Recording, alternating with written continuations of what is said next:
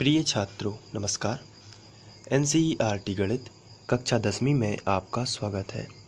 आज हम लोग प्रश्नावली 3.3 करेंगे। इसमें हमें प्रश्न क्रमांक 1 दिया गया है, निम्न रैखिक समीकरण युग्म को प्रतिस्थापन विधि से हल करिए। तो प्रतिस्थापन विधि से हल करना है। तो पहला क्वेश्चन हमें दिया गया है x + y = 14 है, x - y = 4। तो प्रतिस्थापन विधि को समझने से पहले आपको इसको ऐसा समझना है कि ये किस तरीके से सॉल्व होगा। तो इसके लिए सबसे पहले आपको क्या करना है, दोनों समीकरणों को लिखना है। समीकरण 1 और समीकरण 2 उन्हें बना देना है। इसके बाद प्रतिस्थापन विधि को किस तरीके से सॉल्व किया जाता है उसके बारे में थोड़ा हम रफ में समझ लेते हैं। आपको प्रतिस्थापन विधि में याद रखना है, समीकरण 1 से शुरू करना है, समीकरण 1 से, और समीकरण 1 से आपको x का मान निकाल के समीकरण 2 में रख देना है, और समीकरण 2 से जो y का मान आएगा उसे समीकरण 3 में वापस से रख देना है। ये है प्रतिस्थापन विधि।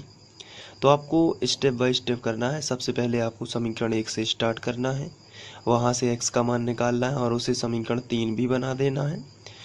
वो जो x का मान आया है उसे समीकरण 2 में रख देना है, और समीकरण 2 जो है वहाँ से आपको मिलेगा y का मान, वो जाके समीकरण 3 में रख देना है। इसे प्रतिस्थापन विधि बोलते हैं। आइए इसको हम करते हैं तो आप और अच्छे से समझ जाएंगे और आप इसको आसानी से कर सकते हैं। तो चलिए सबसे पहले हम लिखेंगे समीकरण 1 से। आपको प्रतिस्थापन विधि, जैसा कि इसका नाम है प्रतिस्थापन, प्रतिस्थापन का मतलब होता है प्रतिस्थापित करना या रखना। तो मान रखकर x व y के मान निकालना है। तो सबसे पहले हम लिखेंगे समीकरण 1 से।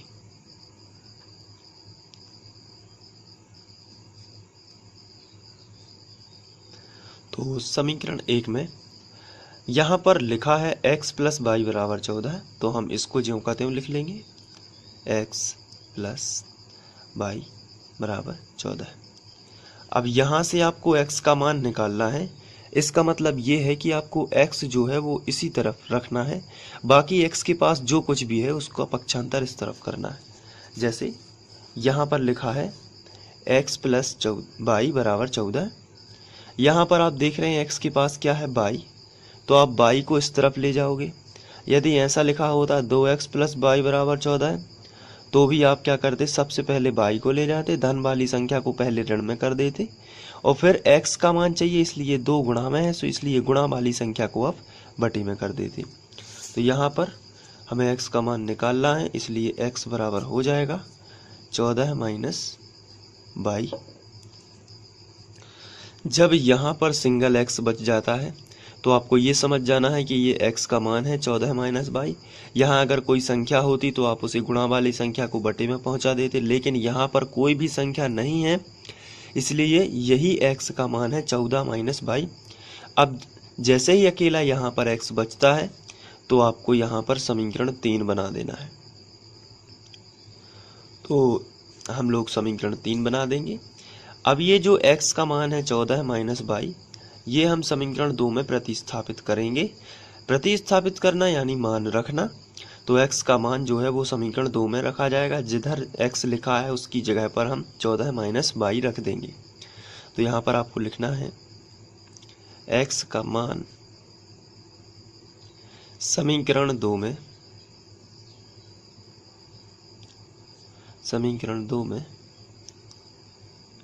प्रतिस्थापित करने पर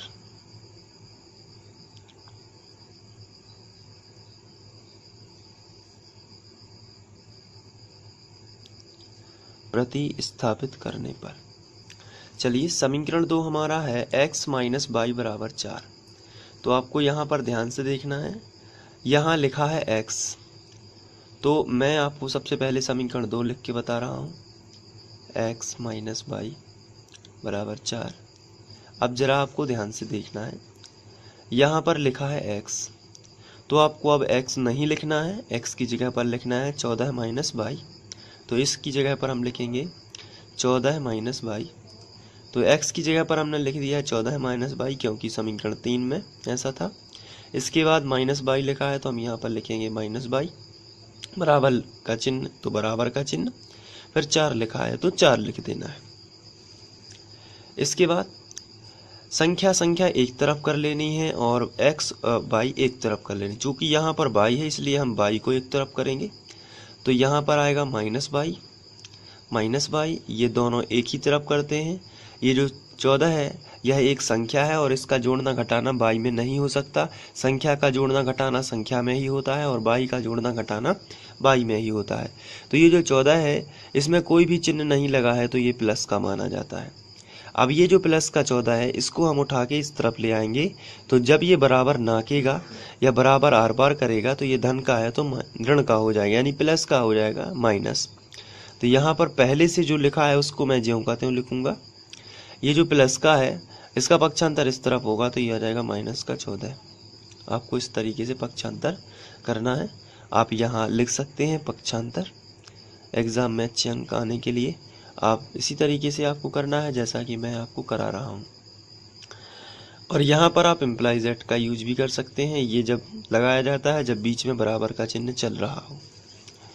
इसके बाद आगे बढ़ते हैं। यहाँ पर माइनस बाई है, यहाँ पर भी माइनस बाई है, तो ये दोनों टोटल हो जाएंगे -2 बाई।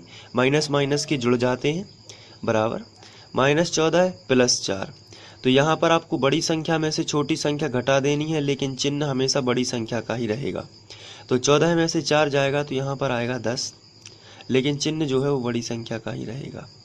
अब यहाँ भी ऋण है और यहाँ भी ऋण है, दोनों तरफ से ऋण कैंसिल हो जाएगा तो हमें मिलेगा 2 बाई बराबर 10। और यहाँ पर यदि हम जो 2 है ये गुणा वाली संख्या है तो इसका जब हम पक्षांतर इस तरफ करेंगे तो बराबर किस तरफ आएगा तो भाग में आ जाएगा। आपको ध्यान रखना है गुणा वाली संख्या का पक्षांतर भाग में होगा तो बाई बराबर आएगा 10/2। जब आप इसको कैंसिल आउट करेंगे तो 2 पंचे 10 तो बाई बराबर आएगा 5। अब ये जो बाई का मान आया है इसको आप ब्रैकेट में बंद कर सकते हैं और इस बाई के मान को यदि आप यहाँ समीकरण 3 में रखेंगे तो x का मान आ जाएगा। तो चलिए रखते हैं बाई का मान समीकरण 3 में रखने पर, प्रतिस्थापित करने पर बाई का मान समीकरण 3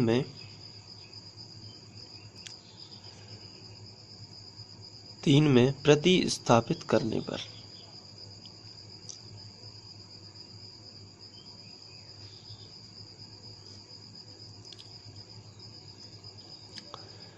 तो हमारा जो समीकरण 3 है उसको मैं सबसे पहले लिख देता हूँ। x बराबर 14 माइनस बाई, ये हमारा समीकरण 3 है। अब यहाँ पर हमें बाई की जगह पर 5 लिखना है, तो चलिए इसको आगे बढ़ा देते हैं। तो x बराबर हमें मिलेगा 14 माइनस बाई की जगह पर आपको क्या रखना है 5, तो यहाँ पर आप रख दोगे 5। तो x बराबर मिलेगा 14 में से 5 जाएगा तो 9। तो ये x का मान हो गया। तो अब आपको लिखना है अतः x बराबर 9, बाई बराबर 5 समीकरण निकायों के हल हैं। समीकरण निकायों के